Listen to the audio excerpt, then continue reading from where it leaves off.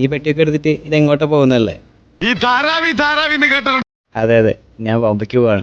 പക്ഷേ ട്രിപ്പ് ഒന്നല്ല കേട്ടോ, കമ്പനി ആവശ്യം ഡെപ്യൂട്ടേഷന് പോകുന്നതാണ്. കമ്പനി നമ്മൾ ഇതേപോലെ തന്നെ പല സ്ഥലങ്ങളിൽ ഡെപ്യൂട്ടേഷൻ ഇടാറുണ്ട് കേട്ടോ.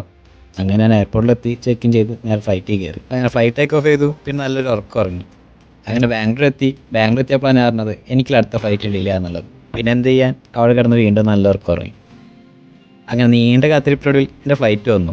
ഞാൻ ഒറ്റയ്ക്കലാട്ടോ പോകുന്നത്. എനിക്ക് കമ്പനി എൻ്റെ കൂടെ ദേവനെയും വിട്ടിട്ടുണ്ട്. ഞങ്ങൾ ബാംഗ്ലൂർ നേരെ പോകുന്നത് ഗോവയ്ക്കാണ് കേട്ടോ, എഗെയിൻ കണക്ഷൻ. നല്ല വിശപ്പുള്ളതുകൊണ്ട് കിട്ടിയതെല്ലാം നല്ല രീതിയിൽ ഞാൻ വയലിൽ കുത്തി കയറ്റിയിട്ടുണ്ടായിരുന്നു. ഗോവ ഒരു മിലിറ്ററി ബേസ്ഡ് എയർപോർട്ടാണ് കേട്ടോ. അതുകൊണ്ട് തന്നെ അവിടെ landing and take off airport tax ടൈമിലൊക്കെ വീഡിയോസും ഫോട്ടോഗ്രാഫിയൊക്കെ റെസ്ട്രിക്റ്റഡ് ആണ്. അങ്ങനെ അവിടെ നിന്ന് ഫൈനലി ഞങ്ങൾ ബോംബെക്കുള്ള ഫ്ലൈറ്റ് കയറി. അങ്ങനെ ഫൈനലി ഞങ്ങൾ ബോംബെയിലെത്തി. ലോങ് കണക്ഷൻ ആയതുകൊണ്ട് ഞങ്ങൾ നല്ല രീതിയിൽ ടയേർഡായിരുന്നു. എങ്ങനെയെങ്കിലും റൂമിൽ എത്തിയാൽ മതിയെന്നാണ്.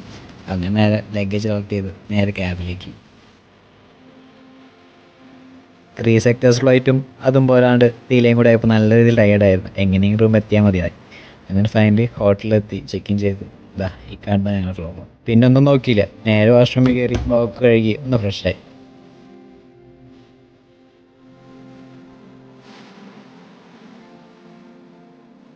അങ്ങനെ ഫ്രഷായിട്ട് നേരെ ഫുഡ് അടിക്കാൻ പോയി.